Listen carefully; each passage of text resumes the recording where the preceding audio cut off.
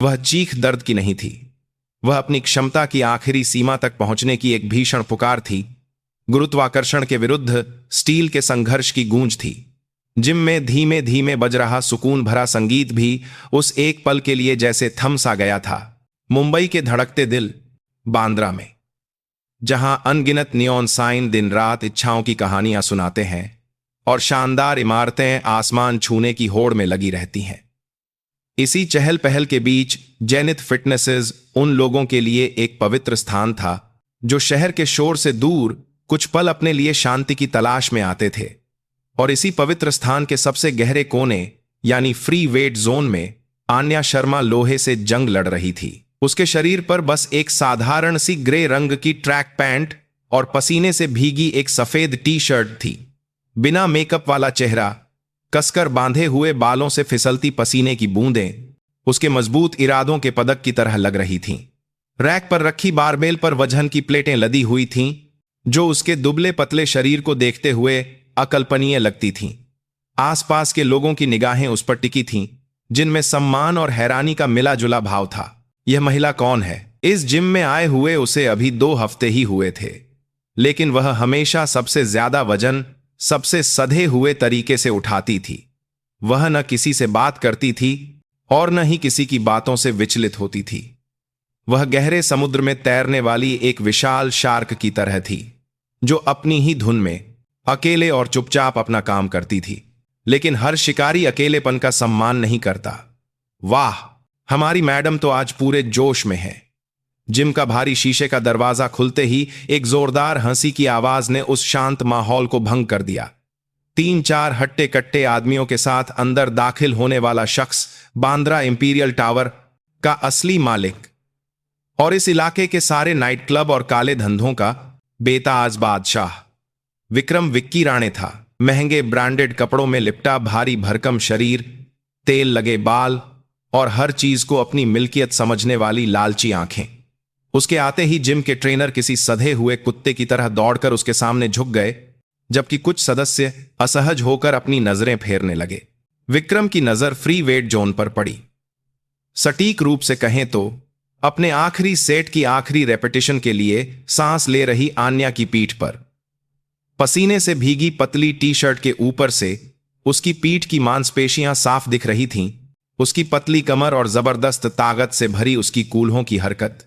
विक्रम के होठों पर एक घिनौनी मुस्कान फैल गई। उसने अपने गुर्गों को आंखों से इशारा करके रोका और किसी शिकारी जानवर की तरह चुपचाप आन्या के पीछे पहुंचा।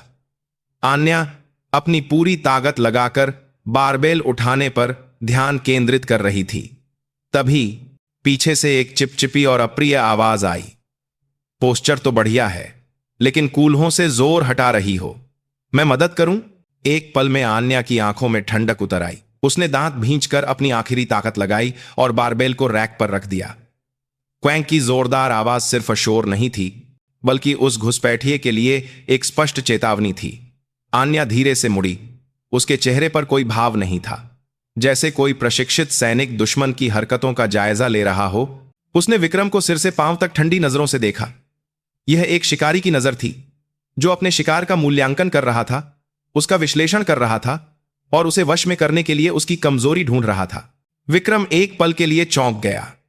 आमतौर पर ऐसी स्थिति में लड़कियां या तो डर जाती या शर्म से लाल हो जाती या फिर खुलकर अपनी नाराजगी जाहिर करती, लेकिन सामने खड़ी यह लड़की इनमें से कुछ भी नहीं थी। वह बस शांत थी, तूफान से पहले के समुद्र की तरह। उसकी यही शांति विक्रम के अहंकार को और भड़का रही थी। अरे, मैंने तुमसे बात की, पहले कभी देखा नहीं। लगता है काफी मेहनत की है। पसंद आई। आज रात मेरे साथ डिनर पर चलोगी? इस बिल्डिंग की छत पर मेरा अपना रेस्टोरेंट है। वहां से मुंबई का समंदर क्या खूब दिखता है। उसने ऐसे एरोगेंस से अपनी ठोड़ी उठाई, जैसे कोई एहसान कर रहा हो। उसके गुर्गे पीछे खड़े हंस रहे थे और इस दिलचस्प नजारे का मजा ले रहे थे। जिम के बाकी लोग अनदेखा अनसुना करने का नाटक करते हुए अपने अपने वर्कआउट में लग गए, क्योंकि यहां हर कोई जानता था कि इस जगह का राजा कौन है। आन्या कुछ देर विक्रम को देखती रही, फिर बोली। उसकी आवाज धीमी और शांत थी, लेकिन उसमें एक अजीब सी धमकी छिपी थी। मुझे कोई दिलचस्पी नहीं है क्या? और वर्कआउट के बीच में टोकना बदतमीजी होती है। एक एक शब्द किसी चाकू की तरह चुभ रहा था। विक्रम का चेहरा पल भर में सख्त हो गया। इस बांद्रा के इलाके में किसी लड़की ने, वह भी इतनी बेरुखी से, उसके प्रस्ताव को ठुकराने की हिम्मत नहीं की थी। अरे लड़की, तुझे पता नहीं है मैं कौन हूं? जानती है? जानना भी नहीं चाहती। आन्या तौलिए से अपनी गर्दन का पसीना पोंछते हुए विक्रम के पास से गुजरने लगी। तभी विक्रम के मोटे हाथ ने उसकी बाह को जोर से पकड़ लिया। कहां चली? आन्या रुक गई। उसकी नजर धीरे धीरे विक्रम के हाथ पर गई जो उसकी बाह पकड़े हुए था, और फिर वापस उसके चेहरे पर। उसकी आंखों की गहराई में एक बहुत ही हल्की लेकिन बर्फीली चिंगारी जलने लगी थी। यह गुस्सा या डर नहीं था, यह उस आत्मविश्वास से पैदा हुई ठंडक थी कि वह अपने सामने वाले को पूरी तरह से कुचल सकती है। यह हाथ, आन्या ने धीरे से फुसफुसाया। छोड़ दो, तुम्हारी भलाई इसी में है। उसकी आवाज जिम के शोर में खो गई, लेकिन विक्रम ने उसे साफ साफ सुना। यह कोई गुजारिश या चेतावनी नहीं थी, यह एक फैसला था। जिंदगी भर गलियों में पला बढ़ा उसका जानवर जैसा इंस्टिंक्ट खतरे की घंटी बजा रहा था कि सामने खड़ी यह लड़की कोई मामूली इंसान नहीं है। लेकिन इतने लोगों के सामने हुए अपमान से उसका अहंकार उस चेतावनी को नजरअंदाजा करने के लिए चीख रहा था। यह एक छोटी सी मुठभेड़, पानी के नीचे छिपे दो शिकारियों के आखिरकार एक दूसरे के अस्तित्व को पहचानने का क्षण था, और बांद्रा की रात पर राज करने वाली झूठी शांति में एक खामोश दरार पड़ने लगी थी। विक्रम के हाथ की पकड़ और मजबूत हो गई। उसके चेहरे पर छाई हैरानी अब गुस्से और जिद में बदल चुकी थी। इस विक्रम राणे को छेड़ने की हिम्मत, उसने आन्या की बाह को और कसकर पकड़ा और उसे अपनी ओर खींचने की कोशिश की। उसके होठों पर अपने करने को लेकर शिकार को झुकाने की उम्मीद वाली एक नीच मुस्कान थी। लड़की, लगता है तुझे अभी दुनिया की हवा नहीं लगी है। चल, आज यह भाई तुझे सिखाता है। विक्रम की बात पूरी भी नहीं हो पाई थी, यह सब पलक झपकते ही हो गया। आन्या खींचने के बजाय उसी ताकत का इस्तेमाल करके विक्रम की ओर बढ़ी। उसकी हरकत पानी की तरह लचीली लेकिन बिजली की तरह तेज थी। विक्रम कुछ समझ पाता उससे पहले ही आन्या का दूसरा हाथ उसकी कलाई पर पहुंच चुका था। आह! विक्रम के मुंह से दर्द भरी चीख निकल गई।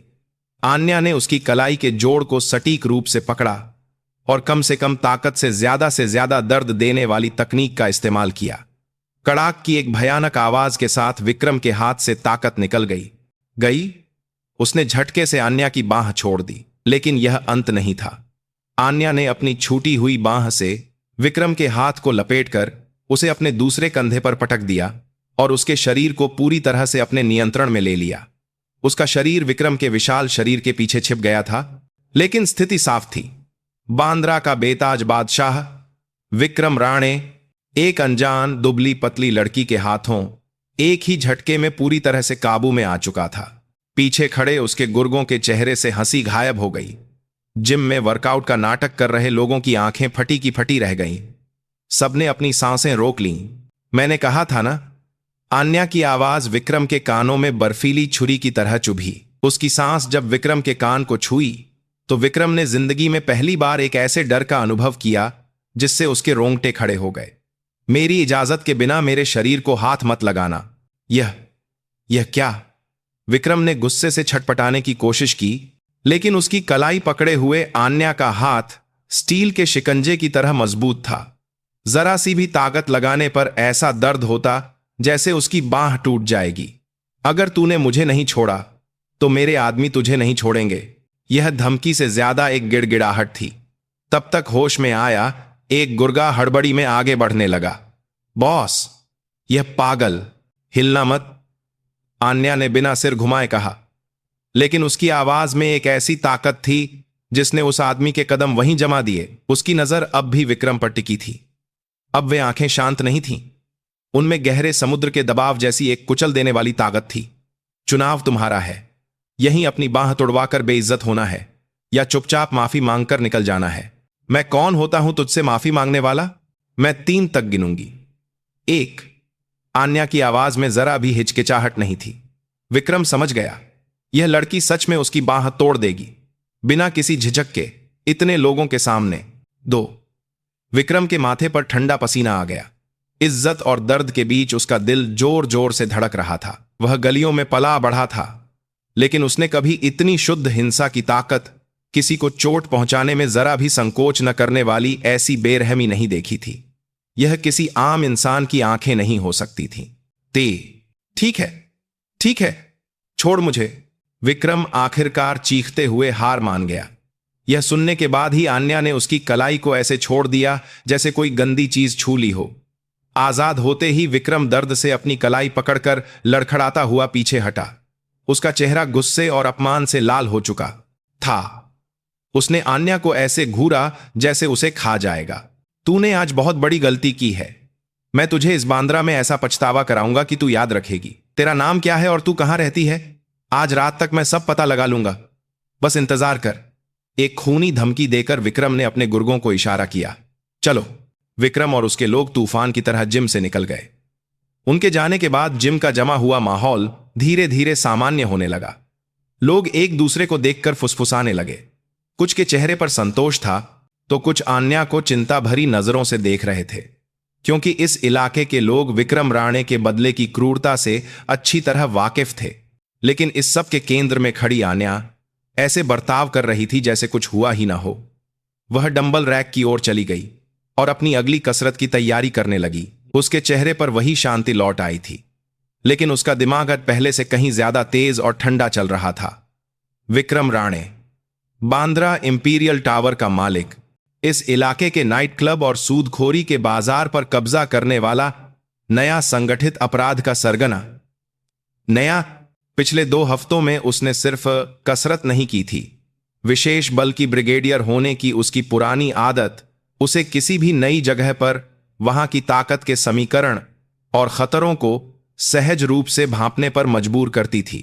वह विक्रम राणे नाम के इस शख्स के बारे में पहले से ही कुछ हद तक जानती थी, और आज उस खतरे ने खुद ही अपना असली चेहरा दिखा दिया था। उसकी छुट्टियां आज खत्म हो गईं। आन्या ने वर्कआउट खत्म करने के बाद शॉवर लिया। गर्म पानी की धार के नीचे उसने अपने वाटरप्रूफ पाउच में रखे स्मार्टफोन का लॉक खोला। आम ऐप्स की स्क्रीन को कुछ गुप्त स्पर्शों से पार करने के बाद एक सैन्य ग्रेड सुरक्षित संचार ऐप सामने आया। प्राप्तकर्ताओं की सूची में सिर्फ एक नाम था, कर्नल अर्जुन राठौर, सैन्य अकादमी का उसका बैचमेट और वर्तमान में सैन्य खुफिया निदेशालय डीएमई का एक प्रमुख अधिकारी। वह उसका सबसे भरोसेमंद सहयोगी और सेना के सबसे तेज तर्रार अधिकारियों में से एक था। उसने एक छोटा संदेश टाइप किया, मैं हूं, मदद चाहिए। संदेश भेजकर आन्या ने पानी की धार के नीचे अपनी आंखें बंद कर लीं। विक्रम राणे ने हद पार कर दी थी। यह सिर्फ छेड़छाड़ या यौन उत्पीड़न का मामला नहीं था। उसने शांत सतह के नीचे छिपे एक शिकारी को छेड़ दिया था, और वह शिकारी अब शिकार की तैयारी करती है रहा था। जो लोग पार नहीं करने वाली रेखा को पार करते हैं, उन्हें उसकी कीमत चुकानी पड़ती है। यह सिखाने के लिए संदेश भेजे हुए 3 मिनट भी नहीं हुए थे कि सुरक्षित संचार ऐप पर एक छोटी सी कंपन हुई। यह कर्नल अर्जुन राठौर का जवाब था। टिकट भेजें, 30 मिनट में संपर्क करता हूं। सब ठीक तो है? आन्या उसके सीधे और सटीक जवाब पर हल्के से मुस्कुराई। अर्जुन हमेशा ऐसा ही था, अनावश्यक सवाल किए बिना स्थिति को समझना और उसका समाधान करना उसकी पहली प्राथमिकता होती थी। यही कारण था कि वह उस पर इतना भरोसा करती थी। उसने जिम का लोकेशन भेज दिया और शॉवर पूरा किया। चेंजिंग रूम में कपड़े बदलते समय आन्या का दिमाग एक बड़े ऑपरेशन के कंट्रोल रूम में बदल गया था। विक्रम राणे की धमकी सिर्फ खोखली नहीं होगी, वह निश्चित रूप से अपने सूचना नेटवर्क का उपयोग करके जेनिथ फिटनेसेस में आई उस दिलेर लड़की को खोजने की कोशिश करेगा। जिम के रजिस्ट्रेशन रिकॉर्ड, आसपास के सीसीटीवी, यहां तक कि ट्रेनरों या सदस्यों को धमकाकर भी जानकारी निकालने की कोशिश करेगा। सौभाग्य से उसने जिम में एक नकली नाम और एक डिस्पोजेबल सिम नंबर का उपयोग किया था। उसने छुट्टी पर आने से पहले किसी भी आपात स्थिति के लिए अपनी पहचान अच्छी तरह से छिपा ली थी। नाम प्रिया सिंह, पेशा फ्रीलांस ट्रेनर, पता पास के एक पेइंग गेस्ट हाउस का। किसी भी सामान्य निजी जासूसी एजेंसी के लिए भारतीय सेना की ब्रिगेडियर विशेष बल की वज्र ब्रिगेड की कमांडर आन्या शर्मा की असली पहचान तक पहुंचना असंभव था। समस्या समय की थी। अगर विक्रम राणे ने अवैध तरीकों का इस्तेमाल किया तो उसकी गतिविधियों का पता लगना बस समय की बात थी। उससे पहले ही उसे पहल करनी होगी। आन्या जिम से निकलकर पास के एक कैफे के सबसे कोने वाली मेज पर बैठ गई। तयशुदा 30 मिनट पूरे होने के करीब उसका स्मार्टफोन फिर से कांपा। इस बार एक कॉल थी। कॉलर आईडी पर प्रतिबंधित नंबर लिखा था। बोलो। फोन उठाते ही आन्या ने कहा। दूसरी तरफ से कर्नल अर्जुन राठौर की शांत आवाज आई। ब्रिगेडियर मैम, आप ठीक हैं? लोकेशन बांद्रा की है। आप तो छुट्टी पर थीं। एक स्थिति पैदा हो गई है। संक्षेप में सुनो। बांद्रा इंपीरियल टावर का मालिक विक्रम राणे। इस आदमी के बारे में कुछ जानते हो? अर्जुन राठौर कुछ देर चुप रहा। कीबोर्ड पर तेजी से कुछ टाइप करने की हल्की आवाज आई, जैसे वह तेजी से जानकारी खोज रहा हो। कुछ देर बाद उसकी आवाज और भी गहरी और गंभीर हो गई। विक्रम राणे पिछले कुछ सालों में बांद्रा पर कब्जा करने वाला एक नया सूदखोर और गैंगस्टर है। कागजों पर वह राणे होल्डिंग्स नाम की एक रियल एस्टेट डेवलपमेंट कंपनी चलाता है, लेकिन असल में वह अवैध सट्टेबाजी वेबसाइटों, वेश्यावृत्ति रैकेटों और साहूकारी के जरिए पैसा कमाता है। खासकर वह व्यावसायिक इमारतों को सस्ते में खरीदकर मौजूदा किराएदारों को हिंसक तरीके से बाहर निकालने और अपने लोगों को बसाने के लिए कुख्यात है। पुलिस क्या कर रही है? मुंबई पुलिस की क्राइम ब्रांच ने कई बार जांच की कोशिश की, लेकिन हर बार सबूतों के अभाव में असफल रही। वह अपने नीचे के लोगों पर दोष मढ़ने में माहिर है और स्थानीय प्रभावशाली लोगों के साथ उसके गहरे संबंध होने की खुफिया जानकारी है। वह एक बहुत ही पेचीदा मामला है। लेकिन उसने ऐसा क्या कर दिया? आन्या ने जिम में हुई घटना को संक्षेप में बताया। उसने यह स्पष्ट कर दिया कि यह कोई साधारण मारपीट या धमकी का मामला नहीं है।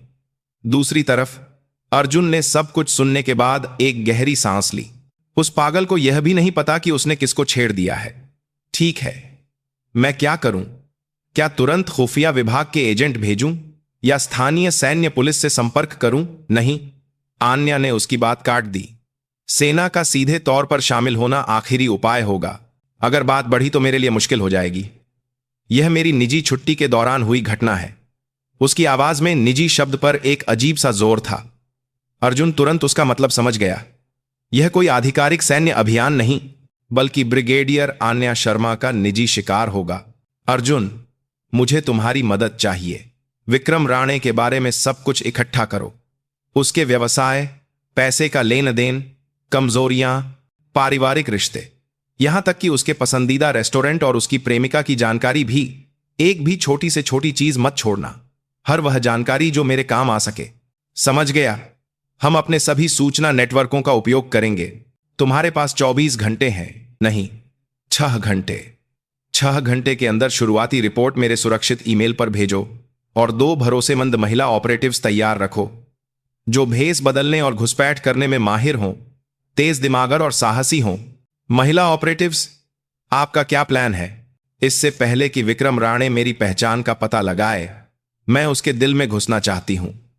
आन्या की आवाज ठंडी थी, लेकिन उसके अंदर गुस्सा और दृढ़ संकल्प लावा की तरह उबल रहा था। उसने मुझे दुनिया की औकात सिखाने की धमकी दी है, तो अब मेरा भी फर्ज बनता है कि उसे असली दुनिया का डर दिखाऊं और उसे यह बताऊं कि जब कोई ऐसे इंसान को छेड़ता है जिसे कभी नहीं छेड़ना चाहिए, तो उसकी क्या कीमत चुकानी पड़ती है। मैं यह बात उसकी हड्डियों और आत्मा में अच्छी तरह से बिठा दूंगी। यह एक सैनिक का नहीं, बल्कि एक शीर्ष शिकारी का युद्ध का ऐलान था। उसी समय बांद्रा इंपीरियल टावर की सबसे ऊपरी मंजिल पर स्थित अपने दफ्तर में विक्रम राणे महंगी व्हिस्की पीकर अपना गुस्सा शांत करने की कोशिश कर रहा था। उसके सामने उसका दाहिना हाथ मैनेजर खान सिर झुकाए खड़ा था। बॉस, पता लगा लिया है। वह लड़की लगभग 2 हफ्ते पहले जेनिथ फिटनेसेस में शामिल हुई थी।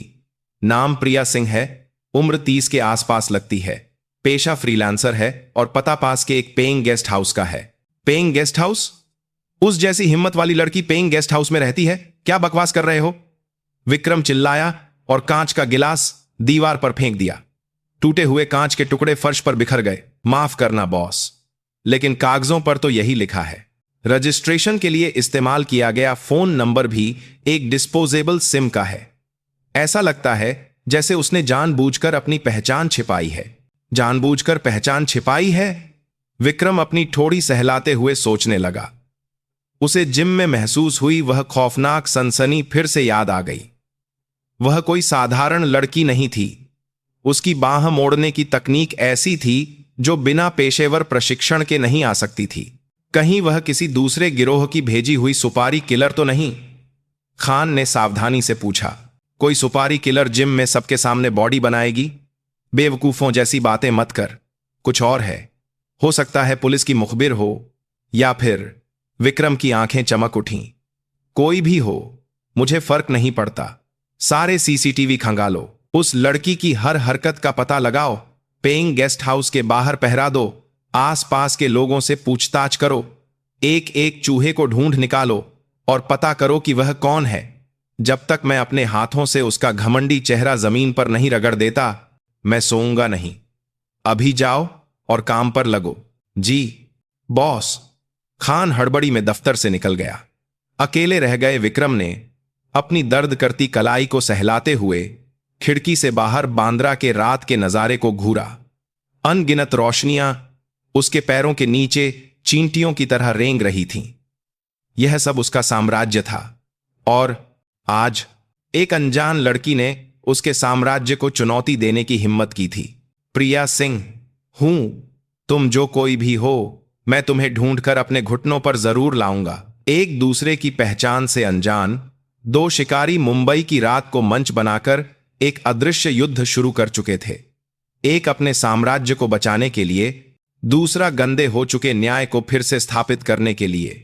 और उस युद्ध की प्रस्तावना अब खून की महक के साथ शुरू हो रही थी। ठीक 6 घंटे बाद मुंबई के एक सर्विस अपार्टमेंट में, जहां आन्या रुकी हुई थी, उसके सैन्य ग्रेड सुरक्षित लैपटॉप पर एक शांत बीप हुई। स्क्रीन पर एक ईमेल दिखाई दिया जिसका शीर्षक था प्रारंभिक रिपोर्ट, विक्रम राणे से संबंधित।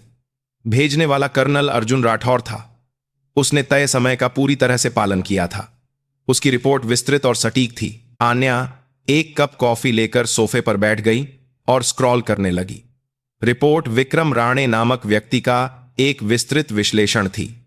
उसकी आधिकारिक कंपनी राणे होल्डिंग्स के पंजीकरण दस्तावेजों से लेकर उसके द्वारा चलाए जा रहे साहूकारी व्यवसायों, अवैध स्पोर्ट्स बेटिंग साइटों के सर्वर लोकेशन और मनी लॉन्ड्रिंग के लिए इस्तेमाल होने वाले नाइट क्लबों की सूची तक सब कुछ बारीकी से व्यवस्थित था। खास तौर पर क्लब एलिसियन नाम का जिक्र बार बार हो रहा था। यह बांद्रा इंपीरियल टावर के बेसमेंट से लेकर तीसरी मंजिल तक फैला एक सदस्य मात्र क्लब था। रिपोर्ट के अनुसार यह सिर्फ एक मनोरंजन स्थल नहीं था, यह विक्रम राणे के साम्राज्य को चलाने वाला दिल था और सभी काले सौदों का केंद्र था।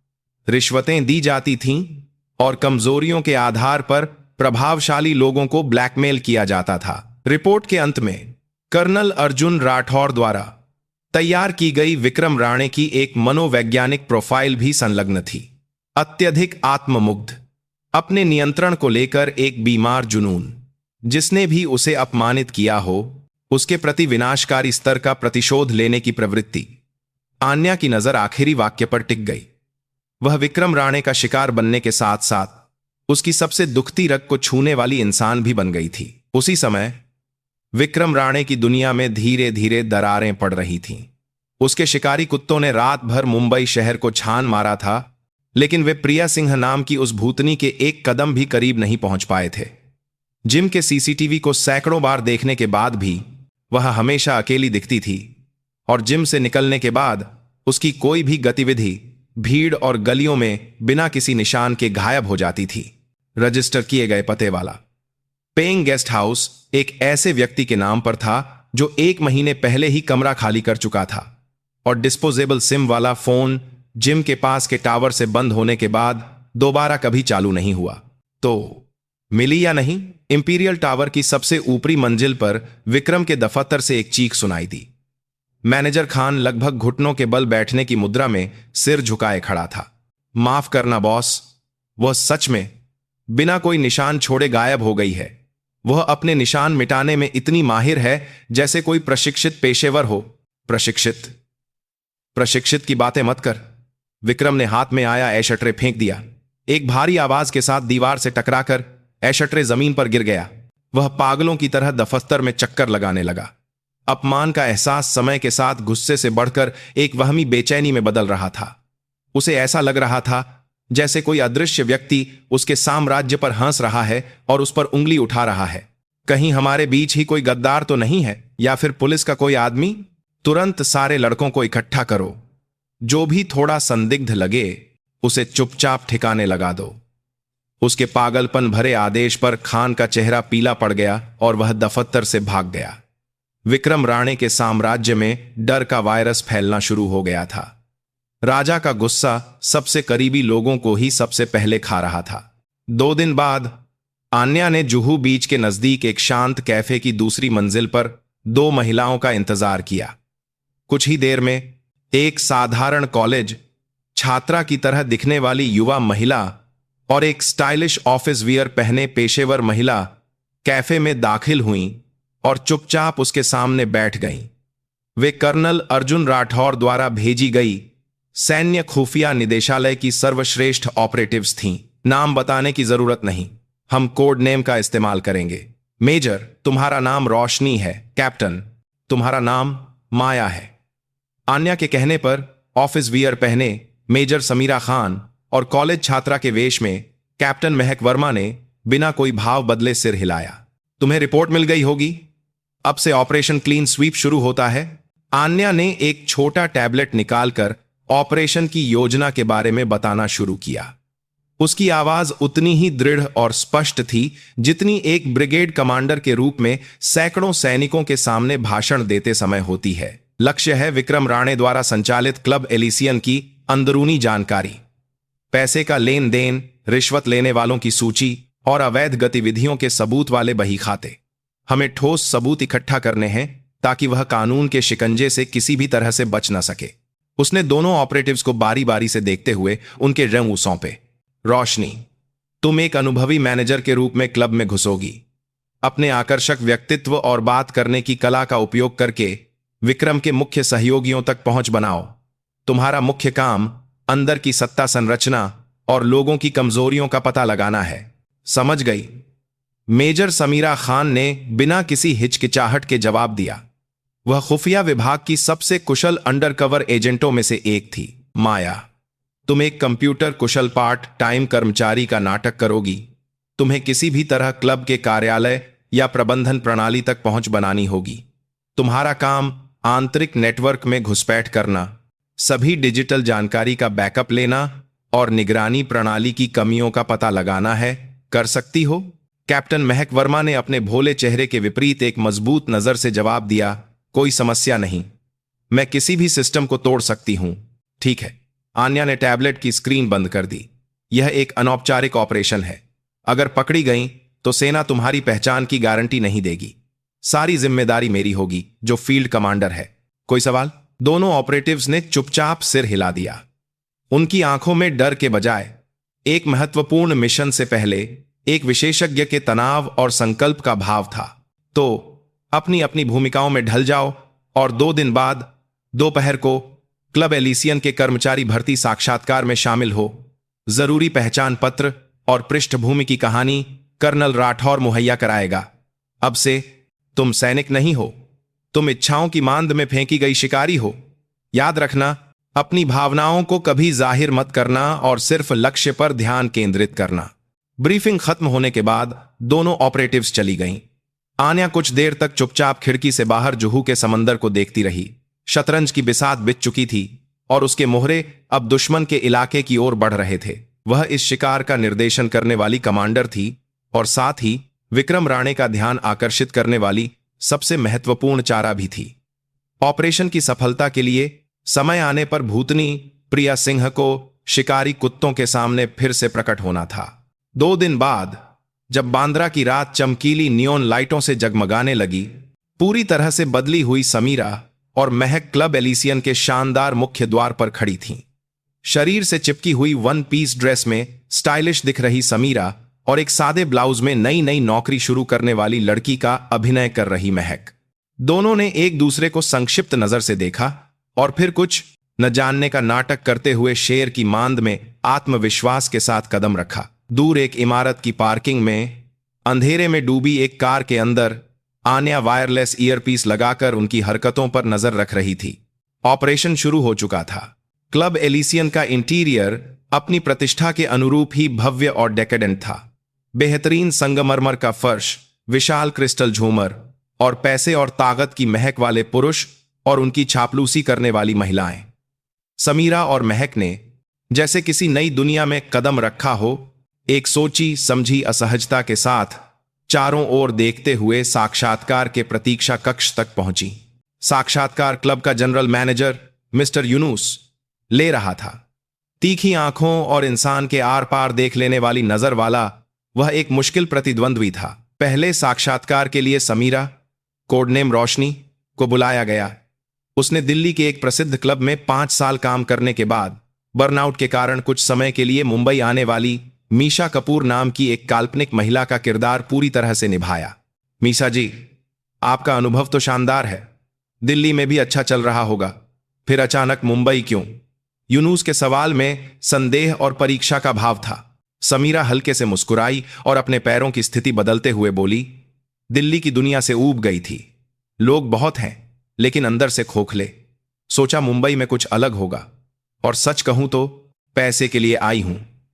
सुना है यह मुंबई का सबसे अच्छा और सबसे ज्यादा टिप वाला क्लब है। उसने बिना अशिष्ट दिखे ईमानदारी से अपनी इच्छा जाहिर की। यूनुस जैसे लोग अच्छी तरह जानते थे कि पैसे के लिए काम करने वाले लोगों को संभालना आसान होता है। उसके आत्मविश्वास भरे रवैये से यूनुस के चेहरे के भाव थोड़े नरम पड़े। उसने नाइट क्लब की कुछ शब्दावली और अप्रत्याशित स्थितियों से निपटने के तरीकों के बारे में कुछ सवाल पूछे, और समीरा ने असलियत से भी ज्यादा कुशलता से जवाब दिए। उसका अभिनय उत्तम था। अगली बारी महक, कोड नेम माया, की थी। वह दिल्ली में कॉलेज की पढ़ाई के दौरान पारिवारिक समस्याओं के कारण पढ़ाई छोड़कर पैसे कमाने के लिए मुंबई आई पिंकी शर्मा का किरदार निभा रही थी। घबराया हुआ चेहरा, कांपती उंगलियां।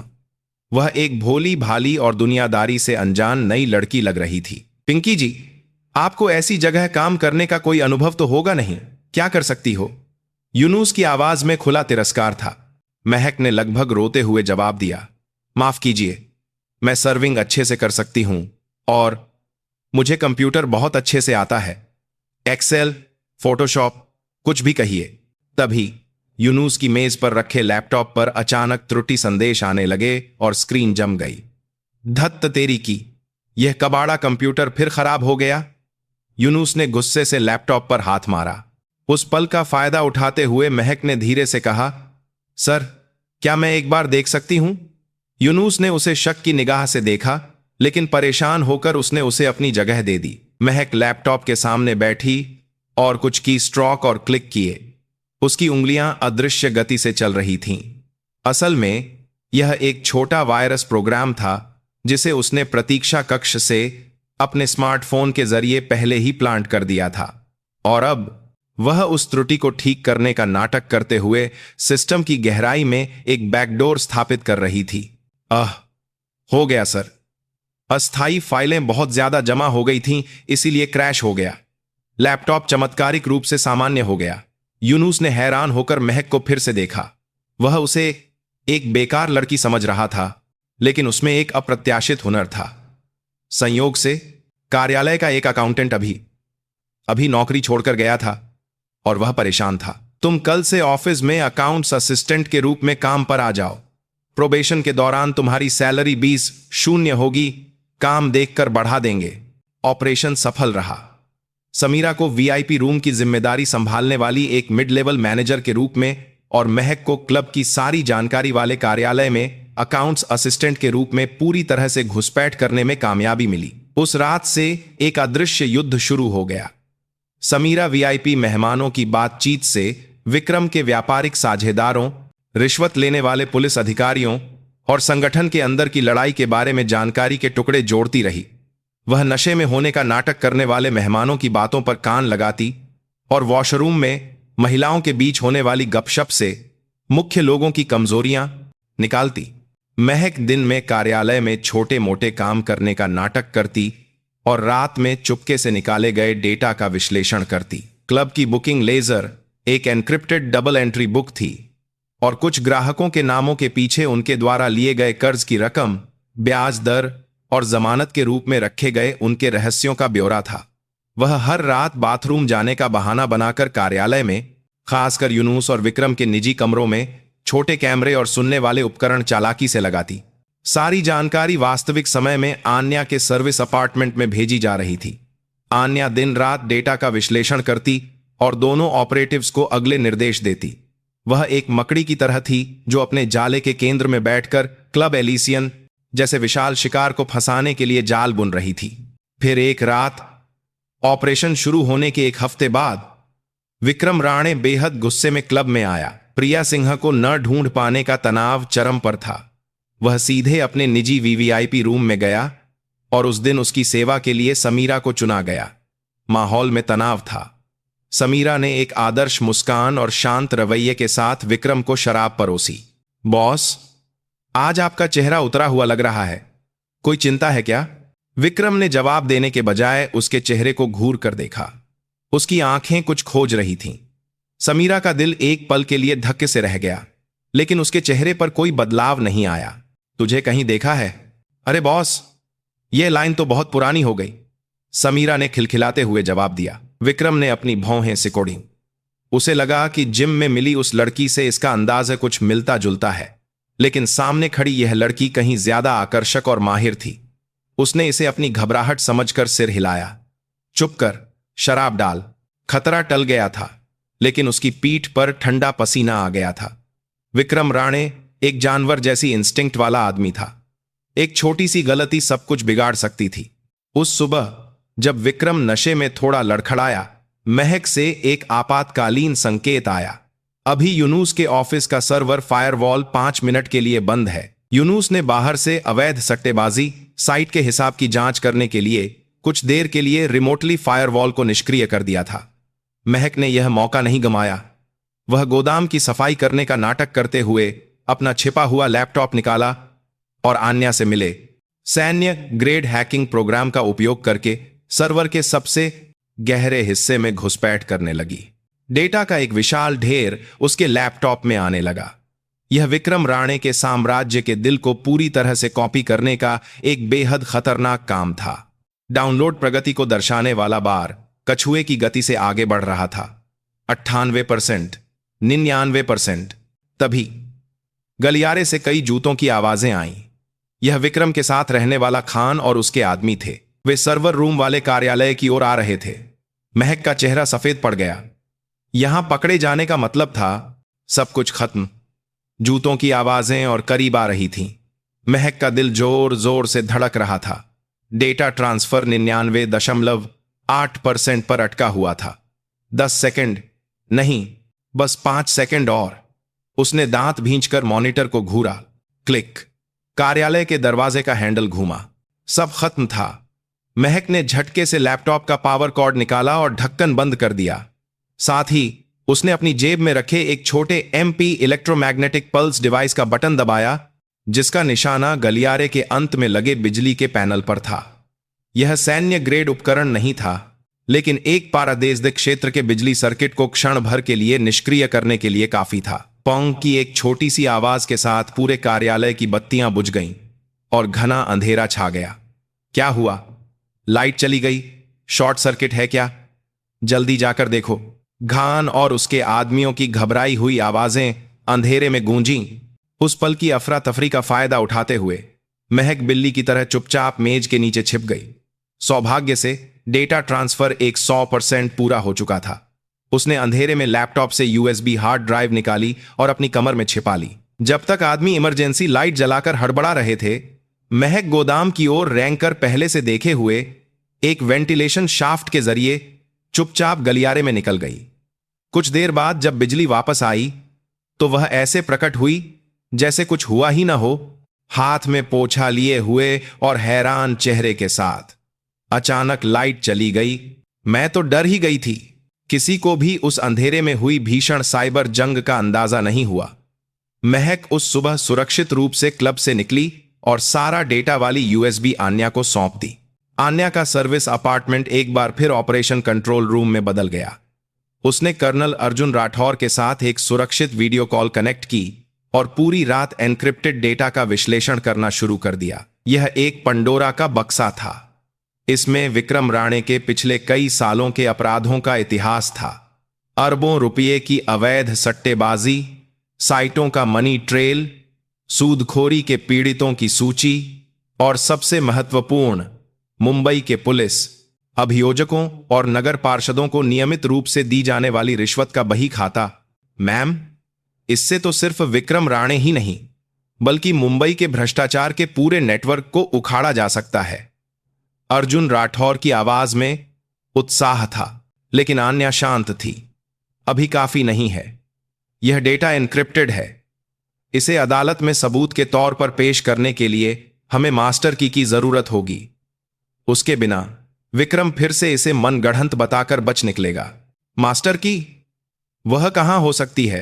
कोई अंदाजा है? संभवतः यह किसी भौतिक रूप में होगी जिसे वह सबसे सुरक्षित मानता होगा और हमेशा अपने पास रखता होगा। आन्या के निर्देश वापस क्लब एलिसियन की ओर गए। समीरा और महक को एक नया मिशन मिला, मास्टर की ढूंढ हो। लेकिन स्थिति और भी खतरनाक होती जा रही थी। प्रिया सिंह को न ढूंढ पाने के कारण विक्रम का वहम चरम पर था और बिजली गुल होने की घटना के बाद उसे शक होने लगा था कि क्लब के अंदर भी कोई चूहा हो सकता है। उसने अपने सबसे क्रूर और शक्की आदमी नाग को क्लब का आंतरिक सुरक्षा प्रमुख नियुक्त किया। नाग के आने के बाद क्लब का माहौल बेहद तनावपूर्ण हो गया। वह कर्मचारियों की हर छोटी बड़ी हरकत पर नजर रखता और अचानक जांच करके डर का माहौल बनाता। समीरा और महक की गतिविधियां बेहद सीमित हो गईं। एक गलत कदम सब कुछ उजागर कर सकता था। कई दिनों की घुटन भरी निगरानी के बाद समीरा ने एक महत्वपूर्ण सुराग पकड़ा। उसने देखा कि जब विक्रम वीवीआईपी रूम में अपने एक व्यापारिक साझेदार से गुप्त रूप से मिलता था तो वह कुछ देर के लिए अपने गले से कुछ निकालकर लैपटॉप से जोड़ता था। यह एक साधारण हार की तरह दिखता था, लेकिन उसका पेंडेंट एक अनोखे डिजाइन की यूएसबी मेमोरी थी। वही मास्टर की होनी चाहिए थी। समस्या यह थी कि विक्रम उस हार को सोते समय के अलावा कभी भी अपने शरीर से अलग नहीं करता था।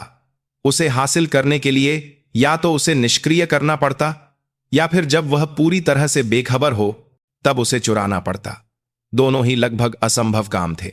ऑपरेशन एक नए चरण में पहुंच गया। आन्या ने फैसला किया कि अब वह सिर्फ पीछे से निर्देशन नहीं कर सकती। मास्टर की हासिल करने के लिए क्लब के अंदर अत्यधिक अफरा तफरी पैदा करनी होगी और विक्रम और नाग का ध्यान बाहर की ओर खींचने के लिए एक मजबूत चारे की जरूरत थी, और वह चारा वह खुद थी। आन्या ने कर्नल अर्जुन राठौर से अंतिम अनुरोध किया, मैं चारा बनूंगी। मैं जानबूझकर कुछ निशान छोड़ूंगी ताकि विक्रम के शिकारी कुत्ते मुझे प्रिया सिंह को ढूंढ सकें। जब वे मेरा पीछा कर रहे होंगे, रोशनी और माया को क्लब में अपना आखिरी काम पूरा करने का समय मिल जाएगा। ब्रिगेडियर मैम, यह बहुत खतरनाक है। वे लोग कुछ भी कर सकते हैं। खतरा उनके लिए भी है। जब कोई शिकारी यह सोचता है कि उसका भूतिया शिकार आखिरकार सामने आ गया है तो वह अपना आपा खोकर उस पर टूट पड़ता है। विक्रम राणे ठीक वैसा ही करेगा। उसकी योजना साहसी और खतरनाक थी। वह जानबूझकर जेनिथ फिटनेसेस के आसपास के सीसीटीवी में अपनी उपस्थिति दर्ज कराएगी, जहां विक्रम के आदमी निश्चित रूप से निगरानी कर रहे होंगे।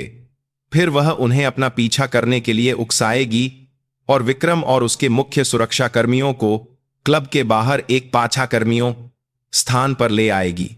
इस बीच समीरा और महक क्लब के अंदर अंतिम ऑपरेशन शुरू करेंगी। सारी तैयारियां हो चुकी थीं। ऑपरेशन के अंतिम चरण के लिए मंच सज चुका था।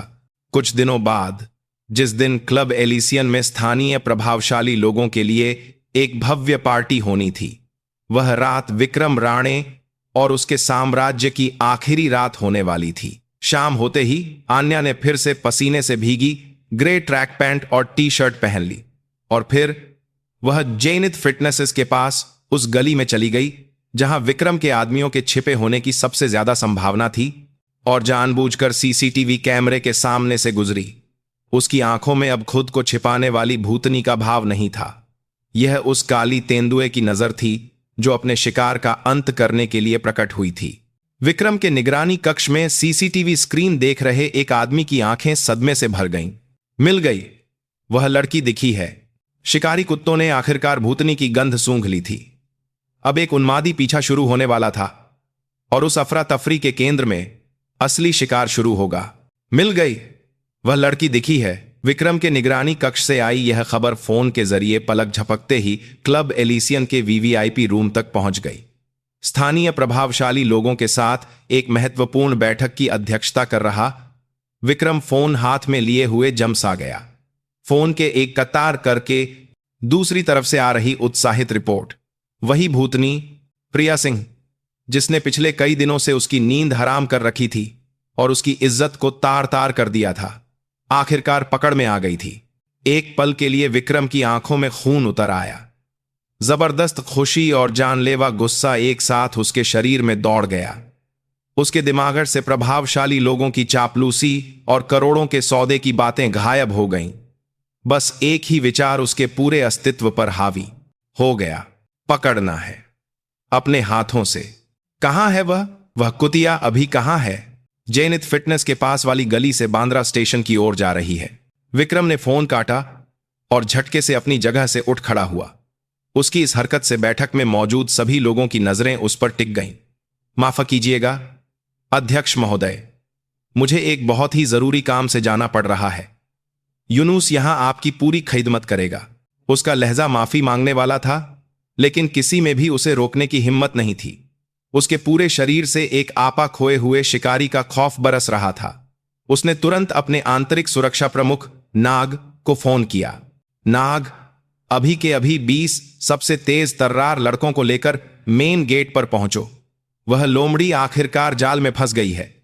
आज मैं खुद शिकार पर निकल रहा हूं। विक्रम का वहमी जुनून और अहंकार ठीक वैसा ही काम कर रहा था जैसा आन्या ने अनुमान लगाया था। उसने क्लब की महत्वपूर्ण पार्टी और अपनी सुरक्षा सब कुछ ताक पर रखकर सिर्फ एक लड़की को पकड़ने के लिए अपने साम्राज्य के दिल को खाली छोड़ दिया। अपने सबसे तेज शिकारी नाग और अपने सबसे अच्छे आदमियों को लेकर वह निकल पड़ा। जैसे ही वे शोर शराबे के साथ क्लब से बाहर निकले, पार्टी के शोर में छिपी समीरा के कान में लगे छोटे से ईयरपीस में एक छोटी सी बीप हुई। यह आन्या का संकेत था। शिकारी कुत्ते पिंजरे से बाहर निकल चुके हैं। समीरा तुरंत बाथरूम जाने का नाटक करते हुए महक को इशारा किया। ऑपरेशन का दूसरा चरण शुरू हो गया था। इस बीच बांद्रा की रात की सड़कें एक विशाल शतरंज की बिसात बन गई थीं। आन्या काला मोहरा थी और विक्रम और उसके आदमी उसका पीछा करने वाले लाल मोहरे थे। आन्या जानबूझकर सीसीटीवी के ब्लाइंड स्पॉट और भीड़भाड़ वाले इलाकों से गुजर रही थी। बस इतने निशान छोड़ रही थी कि वे उसका पीछा कर सकें।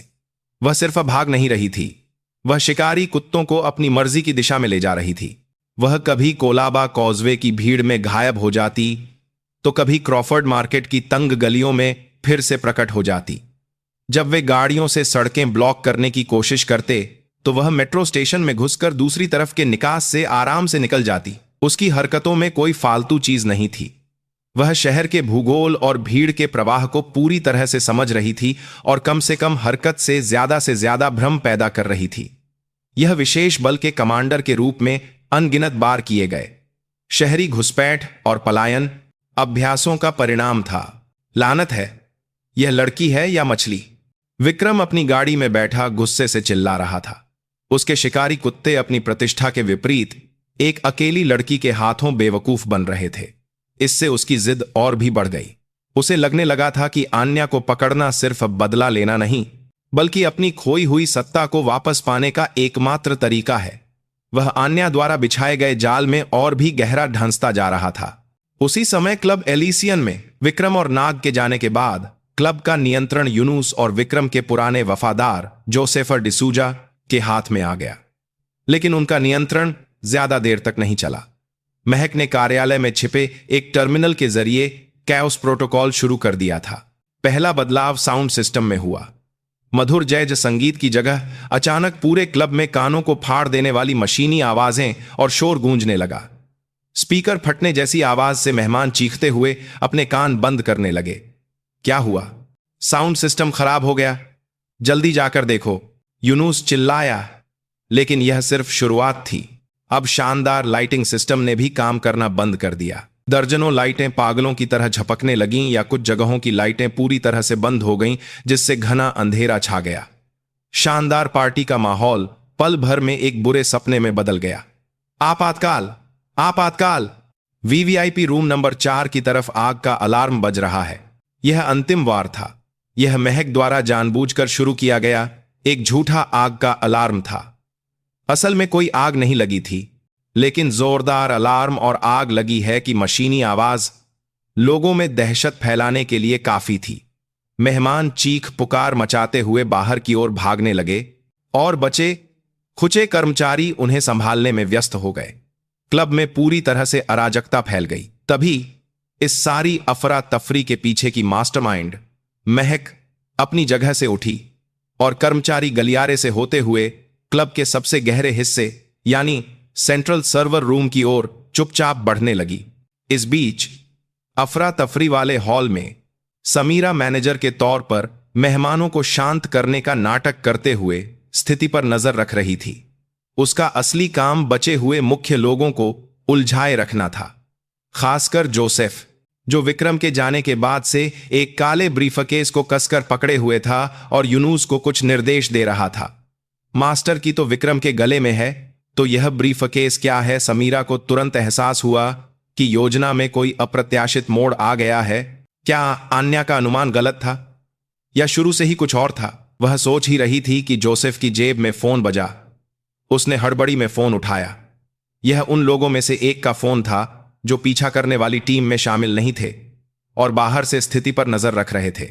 सर, कुछ गड़बड़ है। उस लड़की की हरकतें बहुत अजीब हैं। ऐसा लग रहा है जैसे वह हमें जानबूझकर कहीं ले जा रही है। फोन सुनते ही जोसेफ का चेहरा सफेद पड़ गया। उसके दिमाग में सारी कड़ियां जुड़ गईं। एक भूत की तरह प्रकट हुई लड़की, उसे पकड़ने के लिए सारे मुख्य लोगों का बाहर जाना, और ठीक उसी समय क्लब के अंदर यह हंगामा। यह सब एक जाल था। वह लड़की एक चारा थी। असली निशाना विक्रम राणे नहीं, बल्कि खाली पड़ा हुआ साम्राज्य का दिल, यह क्लब एलिसियन था। यह एक जाल है, जोसेफ चिल्लाया। वह लड़की सिर्फ एक चारा है। असली निशाना बॉस नहीं, बल्कि यहां मौजूद कुछ और है। तुरंत सर्वर रूम चलो, सर्वर रूम को रोको। शोर के बीच उसकी चीख को सुनकर समीरा की आंखें ठंडी हो गईं। योजना बिगड़ी नहीं थी, बल्कि असली खेल अब शुरू हुआ था। जब जोसेफ और बचे हुए आदमी सर्वर रूम की ओर भागे, समीरा ने उनका रास्ता रोक लिया। उसने हाथ में पकड़ी शैंपेन की बोतल को जमीन पर पटक कर तोड़ दिया और उसके नुकीले टुकड़े को हथियार की तरह पकड़ लिया। माफ कीजिएगा, लेकिन अब से यह रास्ता बंद है। पार्टी का जोरदार अलार्म अब शुरू होने वाले एक और युद्ध की प्रस्तावना की तरह बज रहा था। जोसेफ की चीख ने समीरा के शक को यकीन में बदल दिया था। ब्रिगेडियर आन्या की योजना एक कदम और आगे की थी। विक्रम के गले से मास्टर की चुराना बहुत जोखिम भरा और अनिश्चित था। वह प्लान बी था। असली लक्ष्य प्लान ए कुछ ऐसा था जो मास्टर की के बिना भी विक्रम के पूरे साम्राज्य को ध्वस्त कर सकता था। एक बहुत ही साहसी और विनाशकारी योजना। यह योजना थी क्लब के सेंट्रल सर्वर में सीधे सैन्य ग्रेड स्पाईवेयर स्थापित करना। एक बार स्थापित हो जाने पर यह विक्रम के नेटवर्क से जुड़े हर डिजिटल उपकरण को दूर से संक्रमित कर सकता था, सारी जानकारी वास्तविक समय में चुरा सकता था और जरूरत पड़ने पर पूरे सिस्टम को नष्ट भी कर सकता था। संक्षेप में, यह एक डिजिटल कैंसर था और इस ऑपरेशन के लिए सर्वर रूम में कम से कम 5 मिनट का अकेला समय चाहिए था। अब तक का सारा हंगामा सिर्फ उन 5 मिनटों को हासिल करने के लिए एक विशाल नाटक था। हट जा, पागल औरत! जोसेफ ने आंखें तरेर कर चिल्लाया, लेकिन समीरा टस से मस नहीं हुई। उसकी आंखों में अब क्लब मैनेजर मीसा कपूर की चमक नहीं थी। यह सैन्य खुफिया निदेशालय की शीर्ष एजेंट रोशनी की तीखी और जानलेवा नजर थी। अगर पार जाना है तो मुझे हरा कर जाओ। जोसेफ ने संकोच नहीं किया। खत्म कर दो इसे। उसके आदेश पर बचे हुए 3 आदमी समीरा पर टूट पड़े। एक तंग गलियारे में, जहां लोग चीखते हुए भाग रहे थे और अलार्म बज रहा था, एक भीषण लड़ाई शुरू हो गई। उसी समय महक पहले ही सर्वर रूम के तिहरे सुरक्षा प्रणाली के आखिरी चरण पर पहुंच चुकी थी। उसकी पतली उंगलियां एक छोटे से डिवाइस पर नाच रही थीं। आखिरी डिजिटल लॉक खुला और सर्वर रूम का भारी दरवाजा खुलते ही वह बिना देर किए अंदर घुस गई और दरवाजा बंद कर लिया। दर्जनों सर्वर धीमी आवाज के साथ चल रहे थे। उसने मुख्य सर्वर से एक विशेष रूप से बनाई गई सैन्य ग्रेड यूएसबी को जोड़ा। स्पाईवेयर हाइड्रा इंस्टॉलेशन शुरू। अनुमानित समय 4 मिनट 30 सेकंड। मॉनिटर पर संदेश देखकर महक के माथे पर पसीना आ गया। अब बस समय के साथ दौड़ लगानी थी। उसी समय आन्या का पीछा अंतिम चरण में पहुंच चुका था। उसने विक्रम और उसके आदमियों को मुंबई के पुराने डॉकयार्ड के पास एक विशाल वीरान कोल्ड स्टोरेज कॉम्प्लेक्स में फंसा लिया था। दर्जनों विशाल गोदाम एक भूल भुलैया की तरह फैले हुए थे, जहां रोशनी नहीं थी और अंधेरे में बदबू भरी हुई थी। यह उसके द्वारा चुना गया एक आदर्श शिकार का मैदान था। अन्या के गोदाम में गायब होते ही विक्रम और उसके आदमी भूखे कुत्तों की तरह अंदर घुस आए। ढूंढो, आज उस कुतिया को जिंदा पकड़कर उसके हाथ पैर तोड़ दूंगा। विक्रम की पागलपन भरी चीख अंधेरे में गूंजी। वे टॉर्च की रोशनी में फैलने लगे। तभी अन्या का जवाबी हमला शुरू हुआ। धम्म पीछे चल रहे एक आदमी के पीछे से प्रकट होकर अन्या ने उसकी गर्दन पर सटीक वार किया और उसे बिना आवाज किए ढेर कर दिया। फिर वह परछाई की तरह गायब हो गई। कुछ देर बाद एक और कोने से चीख सुनाई दी। आन्या ने छत से लटकती एक जंजीर का इस्तेमाल करके दूसरे आदमी को हवा से दबोच लिया। अंधेरा, शोर और डर। आन्या ने विशेष बलों की सबसे बुनियादी रणनीति डर का उपयोग करके दुश्मन को कमजोर करना का भरपूर इस्तेमाल किया। एक अदृश्य दुश्मन द्वारा अपने साथियों को एक एक करके गिरते देख आदमी अत्यधिक डर में डूबने लगे। टॉर्च की रोशनी डर से कांपते हुए चारों ओर पागलों की तरह घूम रही थी। कौन है वहां? बाहर निकलो, आह! वे एक दूसरे पर शक करने लगे और अपनी ही परछाई से डरकर बंदूकें तानने लगे। आन्या उस अफरा तफरी के बीच एक भूत की तरह घूमती रही और चुपचाप अपना शिकार जारी रखा। उसकी हरकतें मारने के लिए नहीं, बल्कि वश में करने के लिए थीं। वह जोड़ों को तोड़ती और संवेदनशील हिस्सों पर वार करके उन्हें लड़ने में अक्षम बना देती। लेकिन यह प्रक्रिया गोली से मरने से कहीं ज्यादा भयानक डर पैदा कर रही थी। वापस क्लब एलिसियन में समीरा 3 आदमियों के खिलाफ एक मुश्किल लड़ाई लड़ रही थी। हालांकि वह एक शीर्ष एजेंट थी, लेकिन एक तंग जगह पर 3 हट्टे कट्टे आदमियों से एक साथ लड़ना मुश्किल था। टूटी हुई शैंपेन की बोतल बेकार हो चुकी थी और वह आसपास की चीजों का इस्तेमाल करके लड़ रही थी। जब वह एक को कुर्सी से मारकर गिराती तो दूसरा घोंसा मारता। उसके मुंह से खून बहने लगा, लेकिन उसकी आंखों में कोई कमी नहीं आई। वह जानती थी कि उसका मिशन क्या है, एक एक सेकंड और समय हासिल करना।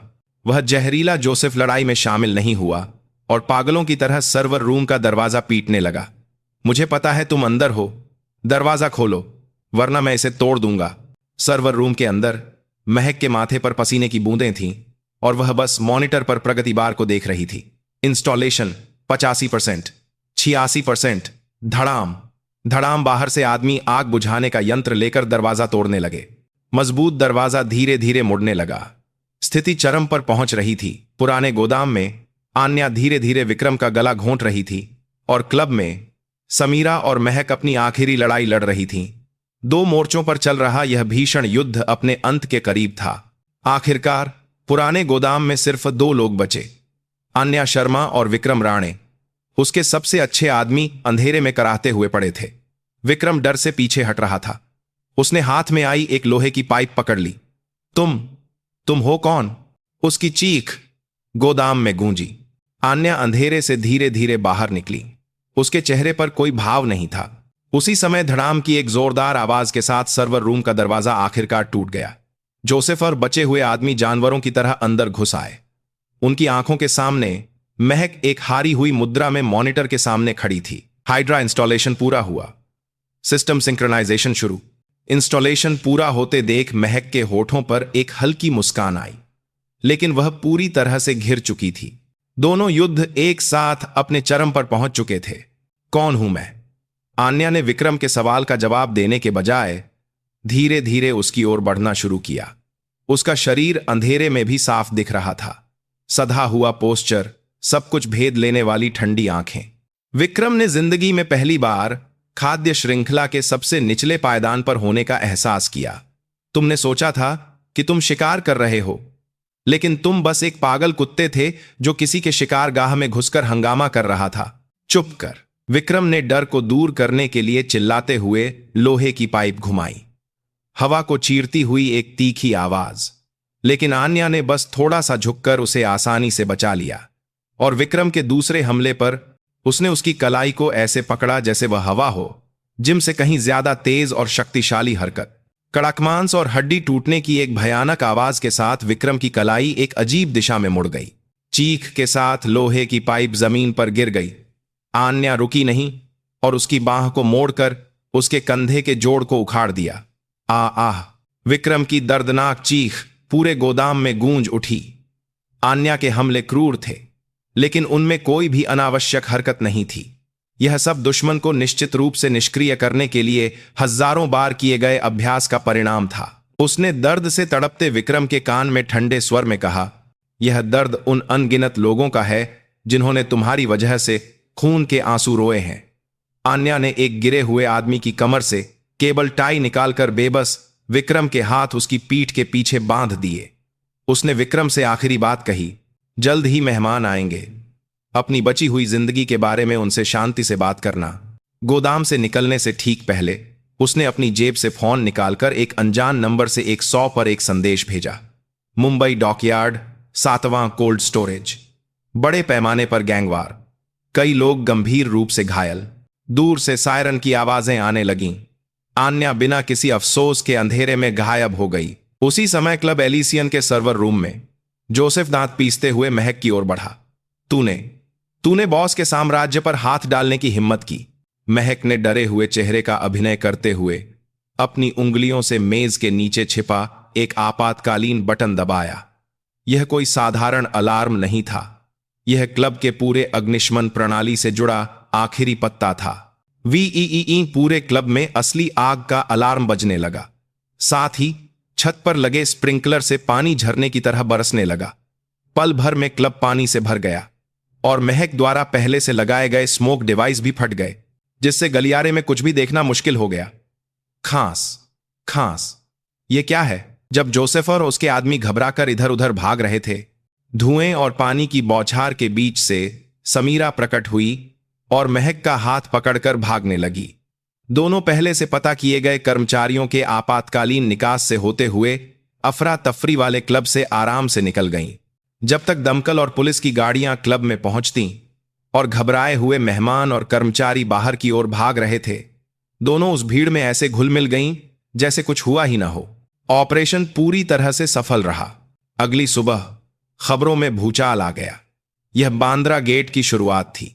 कर्नल अर्जुन राठौर की टीम द्वारा रात भर में हासिल किया गया विक्रम राणे का अपराध डेटा एक गुमनाम मुखबिर की जानकारी के रूप में कुछ विश्वसनीय मीडिया घरानों, सीबीआई और पुलिस मुख्यालय को एक साथ भेज दिया गया। विक्रम राणे की गोदाम से गिरफ्तारी की खबर आते ही उसके अपराध साम्राज्य का पर्दाफाश करने वाले लेखों की बाढ़ आ गई। अवैध सट्टेबाजी, सूदखोरी, वेश्यावृत्ति के अलावा मुंबई के प्रभावशाली राजनेताओं और कानूनी अधिकारियों को उसने कैसे रिश्वत दी और ब्लैकमेल किया, इसका बही खाता और ऑडियो रिकॉर्डिंग सार्वजनिक हो गई। जब विक्रम हिरासत में चुप रहकर विरोध कर रहा था, उसकी दुनिया राख हो रही थी। एक संयुक्त जांच दल का गठन किया गया और इंपीरियल टावर के राणे होल्डिंग्स कार्यालय और क्लब एलिसियन पर छापा मारा गया। जोसेफ सहित सभी मुख्य आदमी गिरफ्तार कर लिए गए। विक्रम के गले में लटकी मास्टर की किसी काम की नहीं थी। पंडोरा का बक्सा पहले ही खुल चुका था। कुछ दिनों बाद जब सारा तूफान गुजर गया, बांद्रा का जेनिथ फिटनेसेस पहले की तरह शांत था। विक्रम के आदमी अब कहीं नजर नहीं आ रहे थे और सदस्य आराम से कसरत कर रहे थे। वहां आन्या शर्मा थी। छुट्टी के आखिरी दिन वह हमेशा की तरह चुपचाप वजन उठा रही थी। कसरत खत्म करने के बाद जिम का मालिक धीरे से उसके पास आया। वह उन पीड़ितों में से एक था जो विक्रम को हर महीने हफ्ता देने के लिए मजबूर था। मैडम, यह सब आपकी वजह से हुआ है। वह पूरी कहानी नहीं जानता था, लेकिन उसे एहसास था कि इस दुबली पतली महिला ने ही इस बदलाव की शुरुआत की थी। मैं आपका शुक्रिया कैसे अदा करूं, समझ नहीं आ रहा। अगर आप चाहें तो आप इस जिम का जीवन भर मुफ्त में उपयोग कर सकती हैं। आन्या उसकी बात पर हल्के से और पहली बार दिल से मुस्कुराई। यह एक बहुत ही सुकून भरी मुस्कान थी। बस आपकी भावनाएं ही काफी हैं, मुझे अब यहां से जाना है। उसने विनम्रता से मना कर दिया और चेंजिंग रूम की ओर चली गई। सब कुछ समेटकर जब वह जिम से बाहर निकली तो उसके कदम हल्के थे। छुट्टी के दौरान उसे परेशान करने वाली बेचैनी और गुस्सा गायब हो चुका था और एक शांत संतोष का भाव था। जिम का दरवाजा खोलकर जब वह मुंबई की चमकदार धूप में निकली तो उसका फोन कांपा। यह कर्नल अर्जुन राठौर का संदेश था। ऑपरेशन क्लीन स्वीप समाप्त, पूर्ण सफलता। कृपया सुरक्षित रूप से यूनिट में लौटें, ब्रिगेडियर मैम। उसकी लंबी छुट्टी और प्रिया सिंह नाम का छोटा सा अध्याय खत्म हो रहा था। आन्या मुंबई सेंट्रल स्टेशन जाने वाली टैक्सी में बैठ गई। उसने एक सैनिक के रूप में नहीं, बल्कि अन्याय को बर्दाश्त न कर सकने वाली एक आम नागरिक के रूप में इस शहर के एक कैंसर को निकाल फेंका था, और इतना ही काफी था। टैक्सी की खिड़की से तेजी से गुजरते बांद्रा के नजारे को देखते हुए उसने चुपचाप अपनी आंखें बंद कर लीं। अब अपनी जगह पर अपने देश की रक्षा करने वाले सैनिक के रूप में वापस लौटने का समय था। भूतनी गायब हो चुकी थी और जनरल अपनी यूनिट में लौट रहा था। मुंबई से दिल्ली जाने वाली ट्रेन बिना किसी शोर के शहर से बाहर निकल रही थी। खिड़की से दिखने वाले ऊंची इमारतों और भीड़भाड़ वाले इलाकों का नजारा अब धीरे धीरे हरे भरे खेतों और छोटे पहाड़ों में बदल रहा था। आन्या अपनी सीट पर आराम से बैठी तेजी से गुजरते नजारों को देख रही थी। प्रिया सिंह के रूप में बिताए पिछले 3 हफ्ते एक छोटी तेज तर्रार फिल्म की तरह उसके दिमाग में घूम रहे थे। उसके हाथ में पकड़े स्मार्टफोन की स्क्रीन पर बांद्रा गेट की खबरें छाई हुई थीं, जिसने पूरे देश को हिलाकर रख दिया था। विक्रम राणे को पहले मुकदमे में 30 साल की सजा, संगठित अपराध का अतिरिक्त आरोप, मुंबई पुलिस कमिश्नर का तबादला, एक डीसीपी निलंबित, राजनीतिक आपराधिक सांठगांठ का पर्दाफाश, संसद में विशेष जांच की मांग। यह उसके द्वारा फेंके गए एक छोटे से पत्थर से उठी एक विशाल लहर थी। विक्रम राणे जैसे कैंसर को हटाने से उससे जुड़े कई और ट्यूमर भी सामने आ गए थे। समाज की एक बड़ी बुराई के खत्म होने की खबरों को देखकर नागरिक खुश थे, लेकिन अन्या का मन शांत था। उसका कोई हीरो बनने या न्याय करने का इरादा नहीं था। उसने बस अपनी छुट्टी खराब करने वाले एक बदतमीज आदमी को उसकी करनी का फल दिया था और इस प्रक्रिया में कुछ गंदगी साफ कर दी थी। तभी उसकी जेब में फोन कांपा। यह कर्नल अर्जुन राठौर का एक सुरक्षित संदेश था। लौट रही हो? हां, ट्रेन में हूं। ब्रिगेडियर मैम, आप आराम से बात कर सकती हैं। आसपास के सभी संचार बाधित कर दिए गए हैं। यह अर्जुन की खासियत थी, हमेशा पूरी तरह से तैयार। आन्या ने धीमी आवाज में पूछा। ठीक है, अंतिम रिपोर्ट दो। विक्रम राणे अभी भी सभी आरोपों से इनकार कर रहा है, लेकिन हमारे द्वारा हासिल किए गए डिजिटल सबूत इतने मजबूत हैं कि उसका विरोध व्यर्थ है। उसके वकील भी इस्तीफा दे रहे हैं। उसका साम्राज्य पूरी तरह से ध्वस्त हो चुका है। यूनुस और जोसेफस सहित मुख्य लोग सजा कम करवाने के लिए एक दूसरे के कारी एमपीएम अपराधों का खुलासा कर रहे हैं, और वे दोनों ऑपरेटिव्स मेजर समीरा खान और कैप्टन महक वर्मा सुरक्षित रूप से यूनिट में लौट आई हैं। मैंने यूनिट कमांडर के अधिकार से उन्हें एक रैंक का प्रमोशन और एक लंबी छुट्टी देने की सिफारिश की है। बेशक सब कुछ अनौपचारिक रूप से किया जाएगा।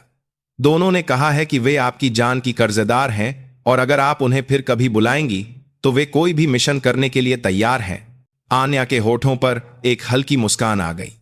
उसे अपने हथियार बनी उन दोनों ऑपरेटिव्स के साहस और कौशल पर गर्व था। लेकिन ब्रिगेडियर मैम, बस एक बात पूछनी थी। अर्जुन की आवाज और गंभीर हो गई। अगली छुट्टी पर क्या आप कृपया शांति से सिर्फ किताबें नहीं पढ़ सकती? मेरा दिल यह सब नहीं झेल सकता। उसकी सच्ची चिंता पर आन्या को अनजाने में ही हंसी आ गई। यह प्रिया सिंह की नहीं, बल्कि इंसान आन्या शर्मा की हंसी थी। कोशिश करूंगी। छोटी सी बातचीत खत्म हुई और ट्रेन अपनी मंजिल के करीब पहुंच रही थी। जब आन्या एक ऐसे स्टेशन पर उतरी जहां सैन्य क्षेत्र के परिचित साइन बोर्ड दिख रहे थे, तो प्लेटफॉर्म पर पहले से ही एक बिना नंबर प्लेट वाली काली सैन्य सेडान इंतजार कर रही थी। कार से उतरे ड्राइवर ने उसे एक कड़क सलामी दी। जय हिंद मैडम, आपका स्वागत है। शुक्रिया। उस छोटी सी सलामी और जवाब के साथ आन्या की नजर और अंदाज पूरी तरह से बदल गए थे। छुट्टी का आनंद लेने वाली आम नागरिक प्रिया सिंह की आजादी गायब हो चुकी थी। और अब केवल भारत की शीर्ष विशेष बल वज्र ब्रिगेड की कमांडर ब्रिगेडियर आन्या शर्मा की ठंडक और गंभीरता बची थी। उसके कार में बैठते ही सेडान चुपचाप प्लेटफॉर्म से निकलकर यूनिट की ओर बढ़ गई। यूनिट के मुख्य द्वार से गुजरते ही दुनिया एक बार फिर बदल गई। बांद्रा की चमकीली नियॉन लाइटों और इच्छाओं से भरी सड़कों की जगह कठोर अनुशासन और देशभक्ति से भरे एक माहौल ने उसका स्वागत किया। संतरियों की तीखी सलामी, परेड ग्राउंड में चिल्लाते हुए प्रशिक्षण ले रहे सांवले रंग के कमांडो, यही उसकी दुनिया थी और यही वह देश था जिसकी रक्षा के लिए वह अपनी जान दे सकती थी। अपने कार्यालय में पहुंचकर उसने अपनी वर्दी पहनी। शरीर पर फिट बैठने वाली वर्दी पिछले 3 हफ्तों में पहने किसी भी कपड़े से ज्यादा आरामदायक महसूस हो रही थी। वह खिड़की के पास खड़ी होकर परेड ग्राउंड में चल रहे आतंकवाद रोधी अभ्यास को चुपचाप देखने लगी। एक काल्पनिक दुश्मन की ओर अनुशासित एंड्र एंड्र एंड्र एंड्र एंड्र एंड्र एंड्र एंड्र एंड्र एंड्र एंड्र एंड्र एंड्र तरीके से बढ़ते उसके सैनिक। उनकी मजबूत आंखों और सधी हुई हरकतों में उसने मुंबई में सामना की गई ताकत के सार के बारे में फिर से सोचा। विक्रम राणे की ताकत हिंसा और डर पर आधारित थी, दूसरों को कुचलकर और छीनकर अपने अस्तित्व को साबित करने वाली एक खोखली और विनाशकारी ताकत। लेकिन अब उसकी आंखों के सामने खड़े इन सैनिकों की ताकत अलग थी। यह किसी की रक्षा करने की ताकत थी, कठोर प्रशिक्षण के माध्यम से खुद को मजबूत बनाने, अपने साथियों पर भरोसा करने और देश और नागरिकों के लिए खुशी खुशी बलिदान देने के लिए तैयार एक महान और जिम्मेदार ताकत। उसने मुंबई में जो किया था वह शायद इन्हीं 2 ताकतों के बीच की एक लड़ाई थी। जब एक पागल कुत्ते ने आम लोगों को काटना शुरू किया तो शिकारगाह के मालिक ने कुछ देर के लिए बाढ़ पार की और कुत्ते को ठिकाने लगा दिया। यह कोई महान न्याय नहीं था, बल्कि अपनी ताकत की जिम्मेदारी से मुंह न मोड़ने का परिणाम था। खटखट। दरवाजे पर दस्तक के साथ ऑपरेशन ऑफिसर अंदर आया और सलामी दी। मैडम, एक रिपोर्ट है। बोलो। अरब सागर में एक दुश्मन पनडुब्बी की असामान्य गतिविधि देखी गई है। मुख्यालय ने हमारी वज्र ब्रिगेड को तत्काल हाई अलर्ट पर रहने का आदेश दिया है। ऑपरेशन ऑफिसर द्वारा दी गई रिपोर्ट को लेते हुए आन्या की आंखें एक बार फिर से तेज हो गईं। उसके दिमाग से मुंबई की यादें धीरे धीरे मिट रही थीं और एक नई ऑपरेशन योजना उसकी जगह ले रही थी। एक छोटी सी जंग खत्म हो गई थी, लेकिन वह बड़ी जंग जिसके लिए उसने अपनी पूरी जिंदगी समर्पित कर दी थी हमेशा जारी थी। वह परेड ग्राउंड से मुड़ी और एक बड़े ऑपरेशनल मैप की ओर बढ़ी। ठीक है, अब से 5 मिनट बाद सभी कमांडिंग अधिकारियों की बैठक बुलाओ। दुश्मन के संभावित घुसपैठ के रास्ते और हमारी जवाबी योजना पर ब्रीफिंग दो।